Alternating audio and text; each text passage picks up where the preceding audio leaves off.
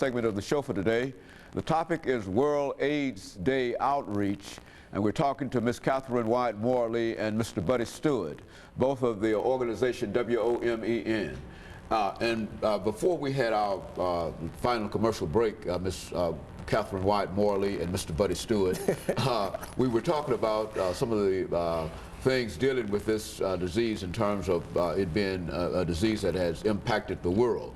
But let's look at Nashville, Tennessee here, and where the two of you do most of your outreach work. And to have you, the two of you, talk about the kind of support that you think that you find within the community, and the kind of support that you need in order to provide the kind of education and resources and whatnot that are necessary to have some kind of impact upon this disease here, not throughout the world, but what do we do here? Right. Well, we are a nonprofit agency. Women on Maintaining Education and Nutrition has been nonprofit status since 1997. And being nonprofit, we are always looking for support. We're looking for dollars. We have programs that are in desperate need of financial backing. We have a program called Full Plate, where we feed individuals. We have a program called Used Threads, where we give away clothing. We have several underfunded or non-funded programs that we really could use the audience's support, financial support. And we are in Nashville. We're on the street doing street and community outreach every day. We're in the trenches seeing these people right in the heart of Nashville, and we definitely need financial support, in-kind donations. One of the biggest needs that we have today is the need for a van. We need a van to transport our constituency from place to place. They can't come into the office to get the services that they need because they don't have transportation. So we are in desperate need of a van, and that's just one of the things that we need. You want to tell them about some of the other needs we have? Oh, there's always a lot of needs, and it's important that you know your resources, okay? Because when you go out on the street, and when you do come across that one person who needs help, and when they come to you, they expect for you to know right then and there. You can't hesitate. You have to know right off the bat. If an individual needs housing, for example, you've got that's a resource. If you need housing, transportation, food, medicine, you name it. Doctors, exactly. Whatever, we can provide all that. Those are all the resources that are right. So with no hesitation, you know, what I used to do, I just refer everyone to our office, because, you know, we have a connection where, you know, we can just make a phone call, and we tell the patient, now we did our part, now you need to do your part. But the most important thing, we want to encourage them, you know, not to give up. You know, there's always hope.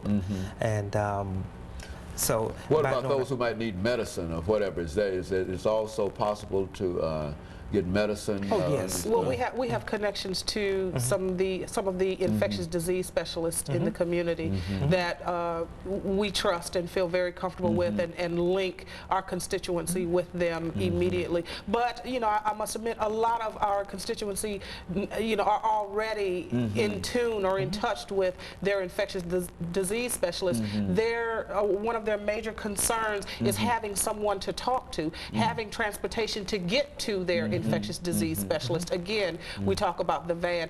The needs that the agency has are extremely large, and we do need the community's backing. We need the community's support, both in kind and monetarily, to do the things that we can do for our constituency. And a lot of them, as I said, have contacts with their infectious disease specialists, but some of them are off Medicaid or off out of the system and don't have access to get the drugs. Well, we need to try to assist these individuals to get on their medicine, be adherent to their medicine, because as we know, that it's extremely important that you not only are on the medicines, but that you take them consistently. Well, when you have to worry about whether or not your children are going to eat versus whether or not you're going to spend money on medication, which one will win? Your children will eat. But also, if we do get a patient back into the clinic, they have no insurance, you know, we have a way to get them on, get them insurance. Also, if they need medicine, there's a program through the state, just a phone call away, and all the medicine is taken care of free.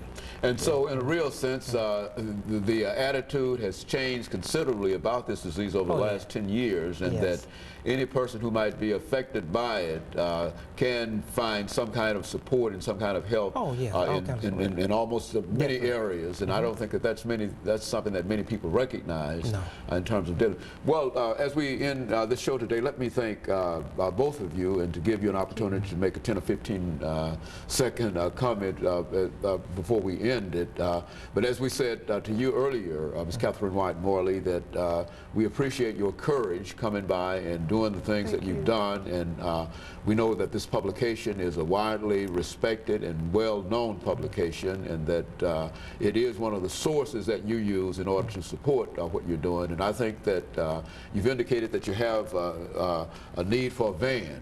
Well, I'm almost sure that with the things that you're doing and the kind of activities that you're involved in, that there will be some method through grants or whatever, so that you can one day be able to use that van to get in touch with your clientele. And so let me thank the two of you for coming by and giving us that excellent information about World AIDS Day outreach. And let me encourage our audience to tune in again next week for another informative edition of Comments.